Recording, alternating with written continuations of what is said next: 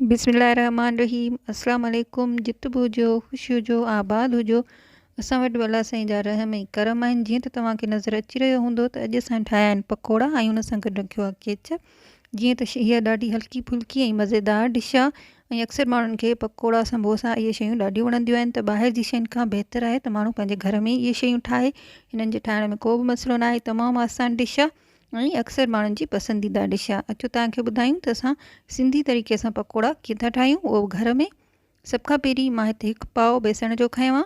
बेसण खे छाणे करे रखियो आहे त हुन में को किचिरो या कुझु कखपन हुजे त उहो निकिरी वञे। उनखां अलावा मां हिकु कप बसर कटे रखियो आहे, हीअ जेको आहे मां चॉप करे रखियो आहे। हिकु वटी या हिकु प्याली धाणनि जी, हिकु कोप गिह जो खणी वरितो आहे, कुकिंग ऑयल। उनखां अलावा मां खयो आहे चाट मसालो अधु चमिचो, ॻाढ़ा मिर्च हिकु चमिचो, लूण जो बि हिकु चमिचो या हस्बे ज़रूरत,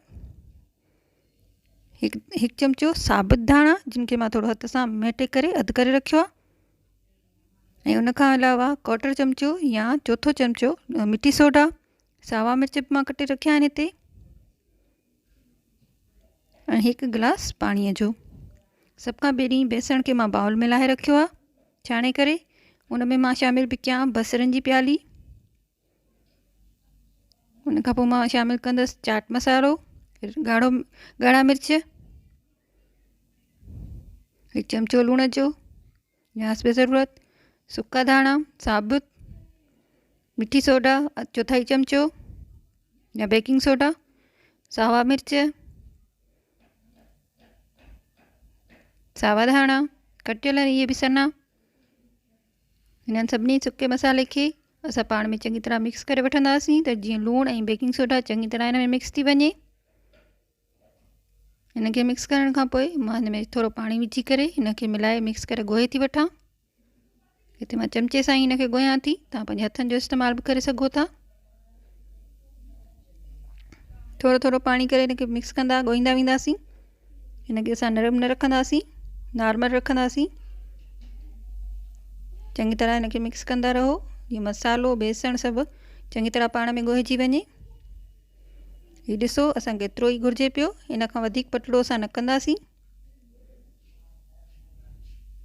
चङी तरह मिक्स करे वठिजो त लूणु ऐं बेकिंग सोडा चङी तरह पाण मिक्स थी वञे। हिनखे मिक्स करण खां पोइ मां पंहिंजो थां चुल्हि ते चाढ़े थी छॾियां। हुन में विझंदसि हिकु कोप गिह जो। गिह खे मां गरम थियणु ॾींदसि। बेसण खे घणी देरि नाहे रखिबो, न त बसर पंहिंजो पाणी छॾींदो ऐं बेसण कसारो थी वेंदो। गिह गरम थियण खां पोइ गिह खे मां चेक करे वरितो, ही गरम थी चुको आहे। हिन में हाणे मां पकोड़ा लॻाईंदी वेंदसि। मां चमचे जो ई इस्तेमालु करे रही आहियां। उनजी माप सां पकोड़ा हिकिड़ी साइज़ जा थींदा। अगरि हथ सां खणंदव त पकोड़ा नंढा वॾा थी वेंदा। हिते मां 1 टीस्पून भरे करे बेसण जो लॻाईंदी थी वञां।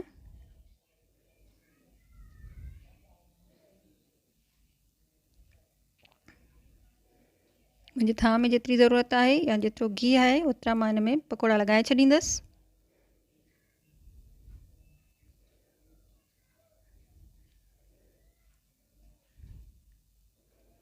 पकोड़नि खे मां हिकिड़ी तरफ़ चङी तरह पचण ॾींदसि।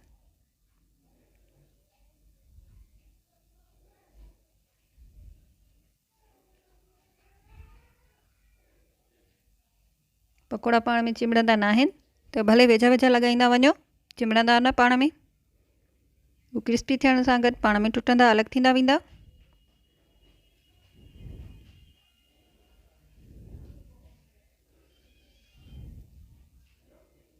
पकोड़नि खे चङी तरह फ्राए थियणु ॾींदासीं हिकिड़े पासे। हिननि खे पोइ असां उछलाईंदासीं।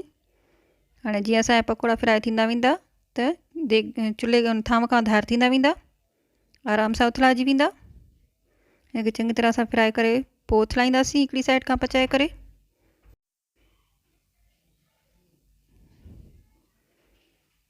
पकोड़ा चङी तरह हिकिड़े पासे बचण ॾिजो। हिनखे पोइ उथलाईंदासीं असां। जीअं हेठां ॻाढ़ा थींदा वेंदा हिननि खे असां उथलाईंदा वेंदासीं। पकोड़ा असांजा हिकिड़े तरफ़ फ्राए थी विया हुआ। असां हिननि खे सभिनी खे उथलाए वरितो आहे। हिननि खे असां ॿिए तरफ़ बि पचाए वठंदासीं चङी तरह। हिन में एतिरो ई गिहु इस्तेमालु कंदा आहियूं जेतिरो हिन में इस्तेमालु थी वञे। मां बाज़ार वांगुरु बिल्कुलु थांवनि खे भरींदी न आहियां। गीह सां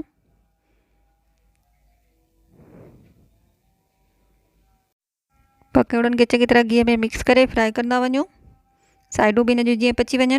पकोड़ा असांजा बिल्कुलु तयारु आहिनि। असां हिनखे डिश आउट बि करे वरितो आहे। हिनखे असां खाई रहिया आहियूं केचप सां, मानी सां, चांहि ते या महिमाननि जे अॻियां बि तव्हां हिनखे सर्व करे सघो था। हीअ ॾाढी मज़ेदार ऐं ठाहिण में ॾाढी आसान डिश आहे ऐं ॾाढी मज़ेदार त हूंदी आहे, पर घर जा ठहियल पकोड़ा सिहत बख़्श बि हूंदा आहिनि ॿाहिरि जे खाधे खां।